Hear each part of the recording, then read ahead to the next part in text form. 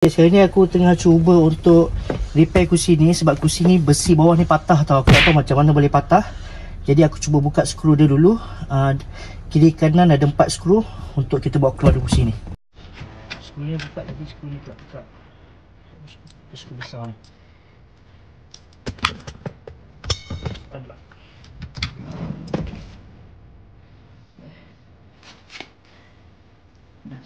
Macam ni lah rupa dia. Dekat bawah seat dia ada besi dekat sini. So besi ni yang patah. Dia ada tak ada sambungan dekat sini. Dia patah kat sini untuk attach dia macam ni. Jadi bila patah ni, aku duduk tenggelam. Jadi aku secara manual aku cuba untuk gunakan kabel tight untuk dia menampung berat badan aku untuk duduk dekat kursi ni. Settle dah. Kita pakai kabel tight. Dah pasang semua kabel tight ni. Jadi aku harap tak patah lah sebelum kita gantikan yang baru.